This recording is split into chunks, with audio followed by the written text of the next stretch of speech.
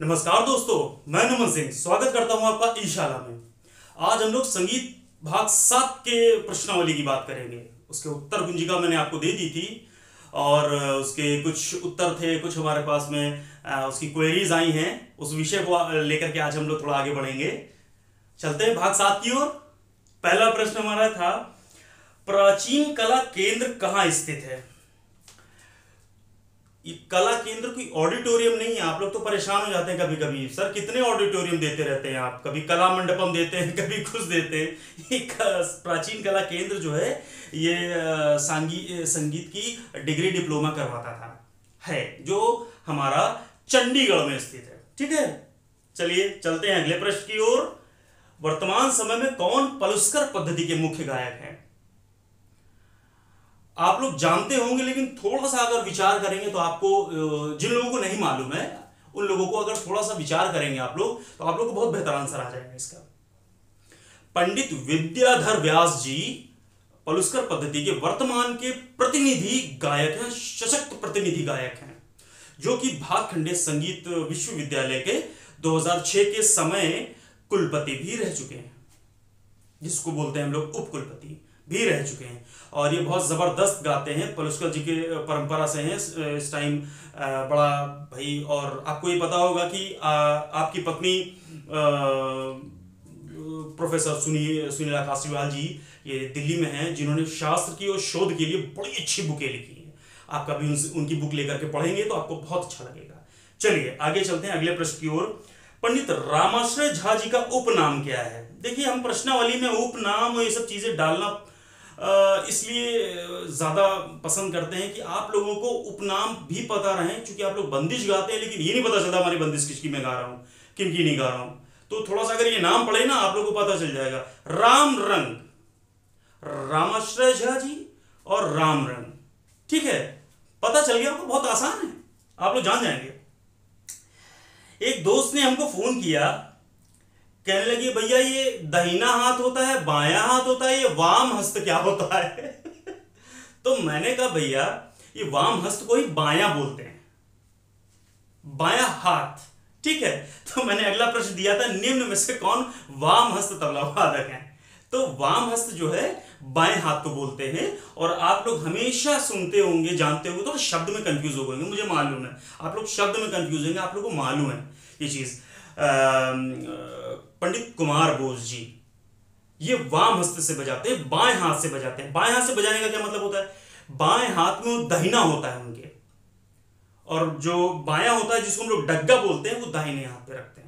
तो कुल मिला के जैसे कि एक सिस्टमेटिक तरीका होता है भाई, राइट हैंड से लिखना सीखो, राइट हैंड से खाना सीखो, राइट हैंड से जो एक्टिविटीज़ हैं वो करो, और बाकी तबला बजा रहे हैं, गिटार सितार कुछ भी बजा रहे हैं, तो बेसिकली एक बैठक होती है राइट से शुरू करने की।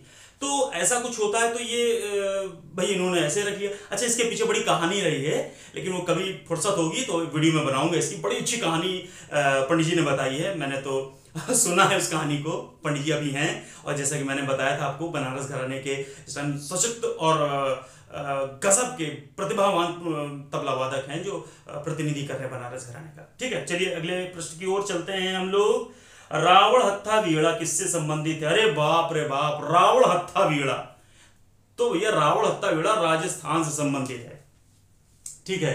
और आपको ये प्रश्न कभी पुराने पेपर्स में मिल जाएंगे आपको, कि ये अक्सर पूछा गया है। रावण हत्था वीड़ा जो है ये आधुनिक सारंगी के समान है, आधुनिक सारंगी जो है उसके समान है रावण हत्था वीड़ा, जो कि राजस्थान प्रदेश से संबंधित है। ठीक है, आइए चलते हैं। इस बार तो भैया बड़ा अच्छा क्वेश्चन पड़ गया वाला। प्रसिद्ध तबला वादक पंडित सुरेश तलवलकर जी के उत्तर हिंदुस्तानी पद्धति गायन के कौन से गुरु हैं? अरे भाई बड़ा नाम है, बहुत प्रतिभावान विद्वान कलाकार और विद्वान शास्त्रकार वाद्यकार रहे हैं भाई। ये तबले में भी वाद्यकार होते हैं, बंदिशें बनाते हैं ना, तो बड़े वाद्यकार, बहुत अच्छे वाद्यकार रहे हैं। और पंडित सुरेश तलवलकर जी ने उत्तर हिंदुस्तानी के साथ में कर्नाटक ताल पद्धति और हिंदुस्तानी पद्धति भी बहुत अच्छी सीखी। इनसे जुड़े बहुत सारे प्रश्न हम लोग आगे डिस्कस करेंगे। अभी हमारा प्रश्न है कि इन्होंने गायन, उत्तर भारतीय हिंदुस्तानी पद्धति का गायन किनसे सीखा? उनका नाम है गजानन राव जोशी। सोचिए, हो नहार बिरवान के होत चिकने पात, तो उत्तर भारतीय तबला और मृदंगम पखावज की स्थिति और स्वयं में गाने का इतना अच्छा, आप कभी स्टेज परफॉर्मेंस देखिएगा तो आपको अच्छा लगेगा। फर्रुखाबाद घराने के प्रतिनिधि हैं और ताल योगी के नाम से इनकी उपाधि है और बहुत सारे प्रश्न मिलेंगे जैसा मैंने बताया। चलिए अगले प्रश्न की ओर चलते हैं हम लोग। गांधर्व महाविद्यालय की स्थापना किसने की? पलुस्कर जी ने की। विष्णु दिगंबर पलुस्कर जी ने की, वीडी पलुस्कर जी ने। अगले प्रश्न की ओर चलते हैं। जरनैल कर्नैल अपने किस वास्तु के नाम से जाने जाते हैं? बहुत सारे दोस्तों ने जवाब दिए, बहुत सारे दोस्तों ने कहा कि भैया ये नाम है कि नोम विलोम है, लोम विलोम है। तो हमने कहा लोमे विलोम है भैया, ये आप बात को समझिए। जरनैल कर्नैल जो उपनाम इन लोगों ने दिया है, जो जोड़ी में होता था, जो गुंदीचा बंधु, मिश्र बंधु, वैसे जरनैल कर्नैल थे। जरनैल कर्नैल थे हमारे अली बख्श फतेह अली। और आपको ये भी बता दूं, ये एक ऐसे गायकर हैं जो दूसरे भी उपनाम से जाना जाता था इनको, आलिया फत्तू। ये बात आपके लिए बहुत नई होनी चाहिए कि ये आलिया फत्तू यही है, ठीक है। बड़ा जबरदस्त तैयार गाना इनका रहा है भाई, बड़े विद्वान रहे हैं, लोगों ने बहुत सराहा है, आज भी सराहते हैं सब लोग। चलिए अगले प्रश्न की ओर चलते हैं। मियां तानसेन जी के बारे में कौन नहीं जानता? सब जानते हैं। वो ध्रुपद गाते थे, थोड़ा सा कम लोग जानते होंगे, फिल्मी गाने नहीं गाते थे और ध्रुपद गाते थे। ध्रुपद में भी ऐसी कौन सी वाणी, जैसे कि आप सबको पता होगा हमारे दोस्तों को, ध्रुपद की 4 वाणियां हैं, उनमें से एक वाणी है गोबरहार वाणी। तो जो गोबरहार वाणी है उसके गायक थे, इस वाणी के गायक थे मियां तानसेन जी, ठीक है। चलिए अगले प्रश्न की ओर चलते हैं।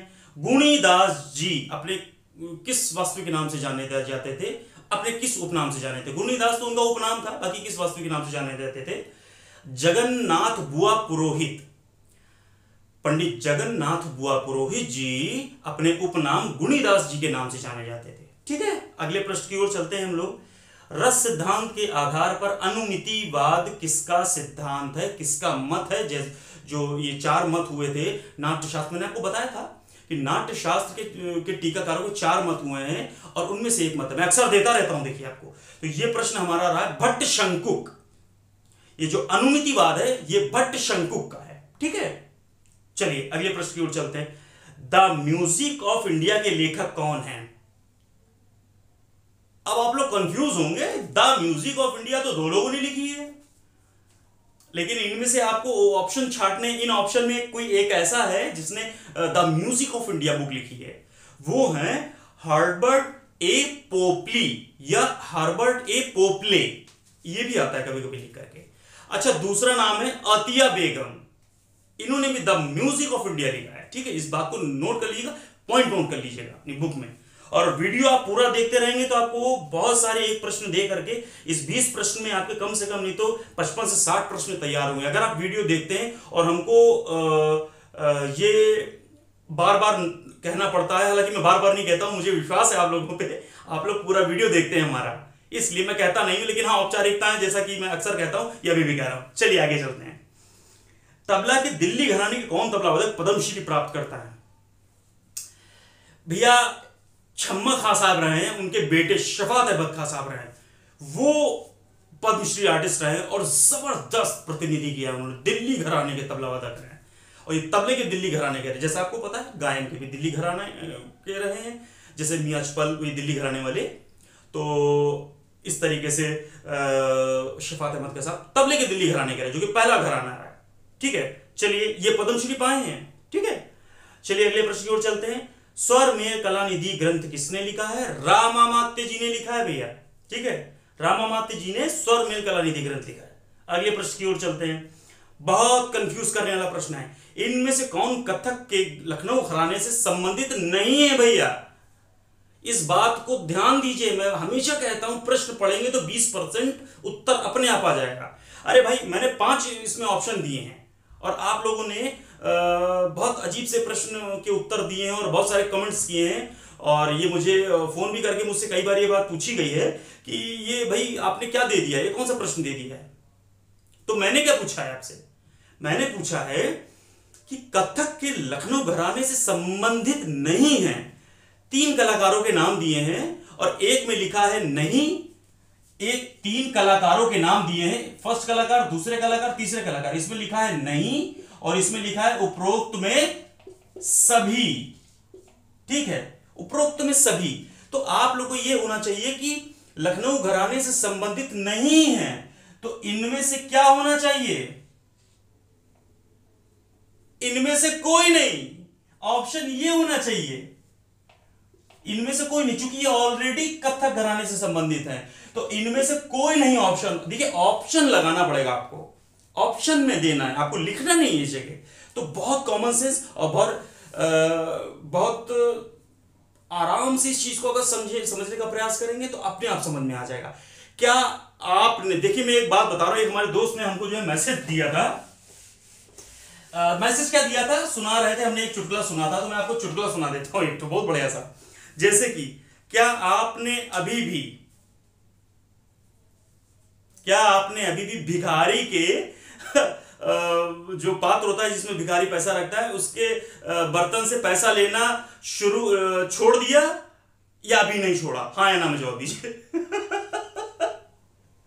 भिखारी के बर्तन से पैसा लेना आपने छोड़ा या नहीं छोड़ा? तो आप तो कंफ्यूज जाएंगे, हाँ बोले कि ना बोले, लेकिन ऑप्शन तो देना ही पड़ेगा। हाँ भैया हमने छोड़ दिया, यानी पहले लेते थे। चलिए मजाक की बात है, दिल पे मत लीजिएगा आप लोग, ठीक है। चलिए अगले प्रश्न की ओर चलते हैं। बाकी इसको आप लोग कभी भी पूछ सकते हैं हमसे, अगर इसमें हल्की सी भी कंफ्यूजन हो रही है आपको तो आप हमसे पूछ सकते हैं, ठीक है। चलिए अगले प्रश्न की ओर चलते हैं। के कपूर संगीत समारोह कहां होता है? बहुत नया टाइप का आपके लिए प्रश्न है ये। के कपूर संगीत समारोह ये लखनऊ में होता है और ये लगभग 10 से 11 अक्टूबर इसकी ये डेट होती है, शायद 10, 11 या 9, 10 ऐसे करके कुछ डेट होती है, अक्टूबर। और के कपूर जी जो है ना बहुत अच्छे रईस थे, बहुत अच्छा संगीतकार भी थे। उनकी एकेडमी, रिसर्च एकेडमी लखनऊ में चलती है और ये हर साल बहुत बड़े बड़े कलाकारों को बुलाते हैं और लखनऊ में बड़ा जनसमूह लगता है उनको सुनने के लिए, कलाकारों को, और अच्छे इस तरह के कलाकारों को बुलाते हैं। तो इस बहाने सब एक दूसरे से परिचित हो जाते हैं, कलाकार सुन लेते हैं इसी बहाने। कहाँ लोगों को सुनने का वो है कि भाई दिल्ली में प्रोग्राम हो रहा है, कर्नाटक बैठ के आदमी नहीं जाता, बहुत शौकिया होगा तो जाएगा, जो संपन्न होगा और धन संपन्न भी होगा। खैर चलिए, ये तो एक व्यवस्थाओं वाली बातें हैं, आगे चलते हैं हम लोग। अभिनव भारती किस ग्रंथ की टीका है? अरे आपको नहीं पता, नाट्य शास्त्र की टीका है भैया, नाट्य शास्त्र की टीका है, जो कि अगर अभिनव गुप्त ना होते ना तो आज हमको नाट्य शास्त्र ना समझ में आती। अगले प्रश्न की ओर चलते हैं हम लोग। निम्न में से कौन सी शिक्षा अथर्ववेद की शिक्षा है? मैंने बताया था वेदों की शिक्षा जो होती है उनकी अपनी शिक्षा होती है वेदों को समझने के लिए। तो अथर्ववेद की जो शिक्षा है मांडुकीय शिक्षा है, मांडुकीय या मांडुकी शिक्षा है, ठीक है। अगले प्रश्न की ओर चलते हैं। मान कौतूहल ग्रंथ का फारसी अनुवाद किसने किया? फकीरुल्लाह जी ने किया, ठीक है। मान कौतूहल का फारसी अनुवाद किसने किया? फकीरुल्लाह जी ने किया। मान कौतूहल ग्रंथ राजा मानसिंह तोमर जी का था, ठीक है। और एक बहुत अच्छा प्रश्न है कि प्राचीन ग्रंथकारों ने स्वर को श्रुतियों के किस स्थान पर रखा है? तो आपको बता दें, जैसे कि 4 3 2 4 4 3 2, ये षडज ग्राम की है, ठीक है। तो बेसिकली आजकल यही मानी जाती है। तो हम लोग क्या करते हैं, सा रे ग मा वॉट एवर, ठीक है। इसको समझ लीजिए, अंडरस्टूड समझिएगा। तो इसके अंतर्गत क्या श्रुतियां थी? 1 2 3 4, फिर 5 6 7, फिर 8 9, फिर मां से 10वीं शुरू हो जाएगी, ठीक है। बात समझिएगा। तो जो आधुनिक रहे हैं, जो प्राचीन मध्यकाल तक जो रहे हैं, कुछ मध्यकाल से थोड़ा सा पहले तक, उन्होंने श्रुति को जो है यहां पे रखा है, इसको जो है सा माना है, फिर इसको रे माना है, फिर इसको गा माना है। समझ में आ रहा है आप लोगों को? अगर आप कहेंगे तो मैं इसको दोबारा बता दूंगा, और बाकी जिन दोस्तों को पता है उनके लिए नहीं है, ठीक है। जिनको नहीं पता है उनके लिए, ठीक है। तो पहली श्रुति पर आधुनिक ग्रंथकारों ने माना है और अंतिम श्रुति पर प्राचीन ग्रंथकारों ने माना है। इस चीज को क्लियर कर लीजिएगा। यह प्रश्न शुरुआती दौर में बहुत बार आ चुका है, तो मैंने कहा क्यों ना दोहरा दिया जाए, ठीक है। तो ये हमारे 20 20 प्रश्नों के उत्तर थे जिनको हमने आज समझा और उनसे जुड़े बहुत सारे आज प्रश्न देखे। तो लिहाजा आप हमारे अगर 20 प्रश्न हैं तो उनके वीडियोस आप जरूर देखें और जरूर देखें। इसलिए देखें कि हम आपको इन 20 प्रश्नों में बहुत सारे प्रश्न हल कराने का मैटर लाते हैं और आपको हल कराने का प्रयास करते हैं और आपके अंदर क्यूरियोसिटी पैदा करते हैं कि अगर आपके अंदर कोई जिज्ञासा है तो आप हमसे बहुत अच्छे से शेयर कर सकते हैं और जिनका हम प्रश्न आपको अच्छे से दे सकते हैं और प्रयास करेंगे देने का। तो ये थे हमारे भाग 7 प्रश्नावली के उत्तरों की अच्छे से विस्तृत चर्चा की हम लोगों ने, ठीक है। और बाकी आप हमारे वीडियोस को अच्छे से पूरा देखें और औपचारिकताओं में कमी आ रही है उसको मत आने दीजिए, अच्छे से इसको समझें। बहुत बहुत धन्यवाद दोस्तों।